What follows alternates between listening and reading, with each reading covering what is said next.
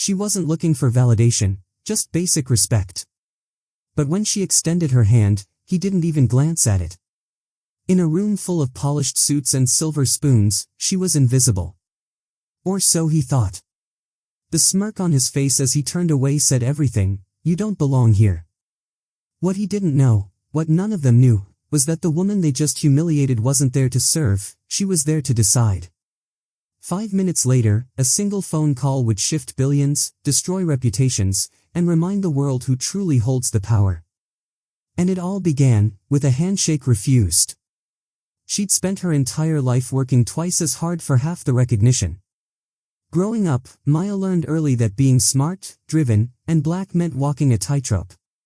One mistake, one misunderstood look, and doors would quietly shut. So she worked. She rose through the ranks not by favors or handouts, but by resilience. By knowing her worth even when others didn't. Now, at 34, she was the youngest partner at one of the most powerful private equity firms in the country. Her firm had backed projects from clean energy to inner-city education initiatives. She'd negotiated billion-dollar deals in rooms filled with men who barely looked her in the eye. And today, she was walking into a meeting that could determine the future of a multi-billion-dollar infrastructure contract, one her firm had the power to greenlight or walk away from. She wore her confidence like armor, pressed blazer, quiet heels, calm eyes. But that familiar feeling still stirred in her chest. The one that came in spaces like this. Expensive glass walls, 2 white smiles, and the lingering question, will they see me for who I am, or what I look like? As she entered the boardroom, voices dropped. Some barely glanced up.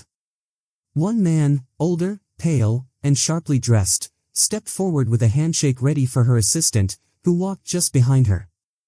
When Maya extended her hand, his froze midair. His eyes narrowed. And then, he turned away. No words. No smile. Not even a nod. Just silence. Cold and deliberate. It wasn't new. But it still stung. Because it wasn't about a handshake. It was about being seen, and deliberately unseen. What he didn't know. That this woman, dismissed like background noise, was the one person who could unravel his empire in minutes. And she was about to. If you believe in justice, hit like, subscribe, and tap the bell so you never miss a story that matters.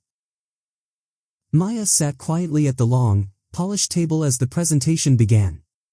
The billionaire in question, Gerald Whitmore, stood at the head of the room, confidently walking through his proposal like he'd already won. His team spoke with conviction, charts flashing on screens, numbers flying, buzzwords layered thick: growth opportunity, market dominance, strategic monopoly. But behind the theatrics, Maya saw the truth. His proposal wasn't just flawed, it was dangerous. It stripped jobs from working-class communities and funneled wealth into already bloated accounts. And worse, it quietly gutted black-owned businesses under the guise of optimization. She'd done her research. She always did. And what she saw behind Whitmore's charm was exploitation dressed in a suit. But the room didn't care. They nodded, clapped lightly, hung on every word. Not one person asked a critical question. And when it was Maya's turn to speak, Gerald barely looked her way. "Maya, do you have any comments?" he asked flatly, the word comments soaked in condescension. She leaned forward, calm and clear. "Yes, I do. A few, actually." Her voice was steady, but her presence shifted the air. One by one, eyes turned toward her, not because they respected her, but because they were unsure how to respond to her confidence. She pointed out inconsistencies. Questioned projections. Highlighted the silent damage the deal would do to vulnerable communities. For 10 straight minutes, she dismantled the entire proposal, calmly, intelligently, thoroughly. Whitmore's smile thinned. His jaw tightened. But still, he tried to keep control. "Well," he said finally, chuckling, "we can't let emotions get in the way of business, can we?" The room laughed with him. Maya didn't. She gathered her notes and stood. "I agree," she said. "So let me speak in a language you understand. Then she pulled out her phone. Effective immediately, our firm is withdrawing our $4 billion investment consideration.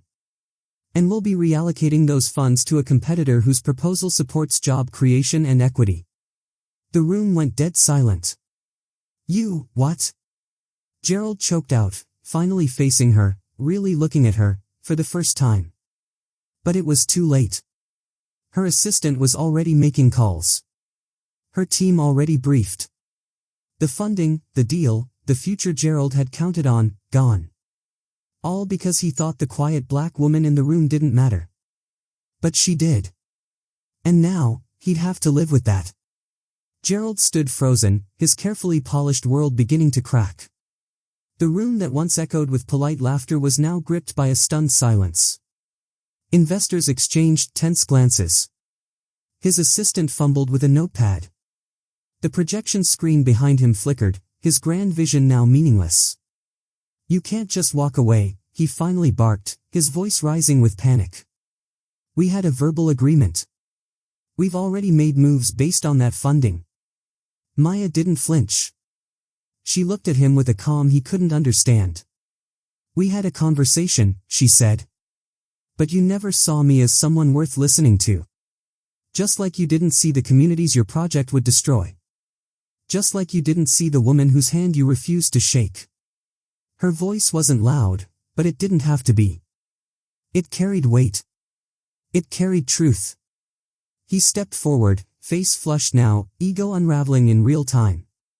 You don't understand what you're doing. Do you know how many people this affects? Maya looked him in the eyes. Yes. Do you? And just like that, the roles reversed. The billionaire, once untouchable, now looked like a child who'd been caught in a lie too big to explain. His confidence dissolved into desperation. But it wasn't just about him anymore. It was about the people whose jobs he would have taken.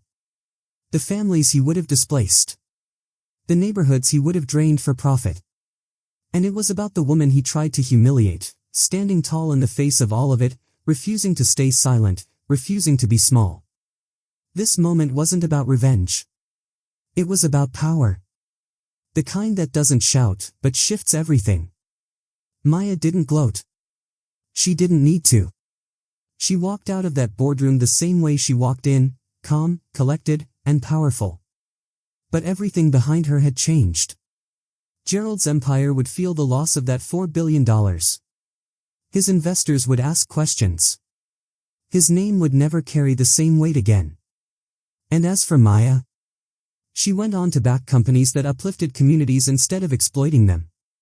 Quietly, deliberately, she became a force that shaped futures, not through anger, but through principle. All because of one moment. One refusal.